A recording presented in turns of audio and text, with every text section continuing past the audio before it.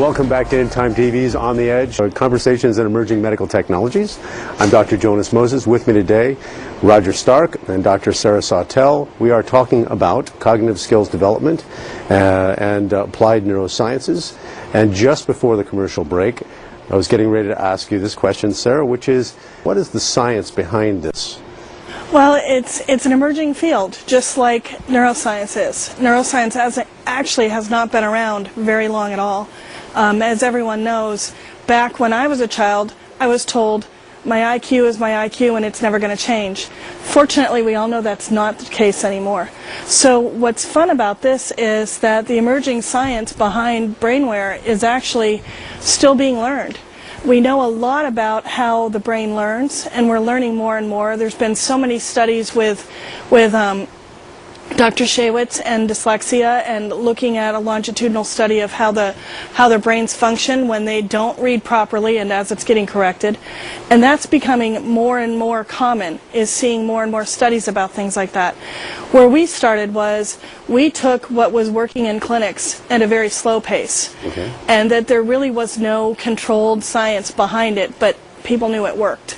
And we've taken it and turned it into something that's a bit more engaging because it is a software program, so people actually get more caught up into it and get more focused. And there's lots of background back there about how the more motivated you are, the better you are learning, the better your brain is making those connections that it needs to make because you are totally engaged.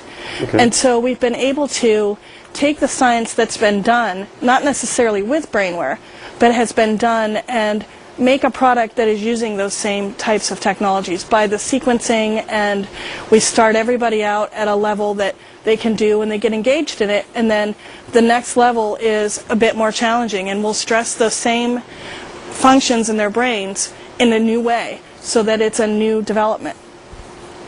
When we talk about learning, what areas of the brain are we engaging?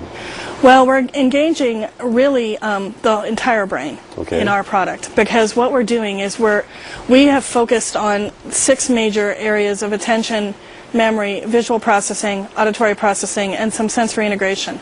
So really, the entire brain is active when they are playing brainware, when they're working with brainware. And each one of those, we have those 6 major areas, but we've narrowed it down to about 41 different cognitive skills. Things like discrimination, both visual discrimination and auditory discrimination, visual span, short-term memory, your long-term memory, your working memory, all those things that are really hard that you pick up from your environment, and you really need to be able to perform better. Can you speak to what breaks down at all when someone is not a normal learner, kinds of things that are interfering with learning there? Well, there's lots of conflicting studies out there. Most of the time, what they're finding, in particular, most of the studies have been done in children, of course. When they're struggling learning, it's usually with reading. It's caught usually around the 3rd grade.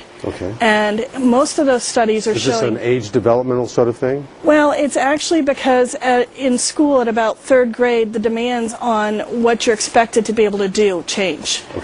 And the way that they teach and what they're learning changes, and so that's when it's caught then.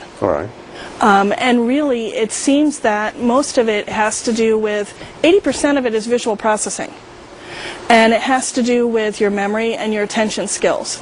So a lot of times what's breaking down in a child who is disabled in reading is they're unable to actually compress the sentence as I'm saying it and make sense of it, hold that sentence, I say another sentence, or they read another sentence, hold that one, kind of combine the two, connect together, and then keep them together in their working memory while they're getting more information. They can't process all of that information at the same time, whether it's a visual, auditory, or whether it's really working memory functioning that is struggling.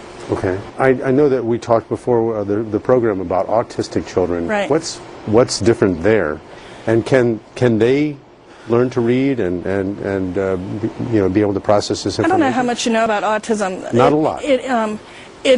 And I thought I knew quite a bit until I started working with a group that have autism, and it's amazing the range of skills in the autism spectrum, and one child will have the same diagnosis as the one sitting next to them, and what they can and cannot do are totally different. So it's kind of a quagmire to walk into that one, because you can't say, well, it's these specific things that are wrong with the child. Usually when they're diagnosed with autism, it's mostly because they will have social problems, or they'll have a problem with communication. A lot of them are nonverbal. They can hear the information, but they can't express themselves right.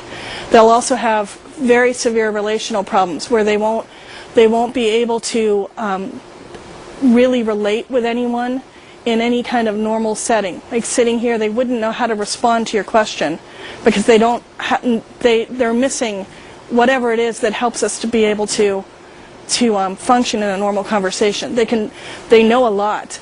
They can talk about their special thing. Some of them, like one child that we worked with, really loved horses, and she could tell you anything about horses and she'll repeat herself, but she can't have a conversation with you about the weather.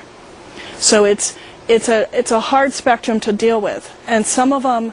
So they're absorbing information from. Are they absorbing information because they hear someone talk about it, or can they actually read? Oh, they can read. Some of them. Some of them can. Some of them can read. Some of them can't. Some of them can talk. Some of them can't.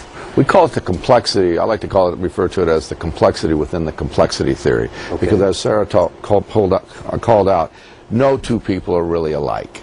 And in this study that Sarah was talking about, we had a child that just got excited about turning the product on and turning it off. That's all they did.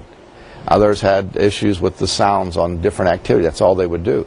But in many cases, we had a lot of success. And with brainware, you just don't know. Not that that's going to be the cure-all, but it certainly can have an impact within that population. And what we learned, because we did that with our standard protocols, what we learned that if we took and modified our standard protocols, we could have an even greater effect. We're going to go to, thank you. We're going to go to a commercial break. Stay with us. You're watching In Time TV's On the Edge, Conversations in Emerging Medical Technologies.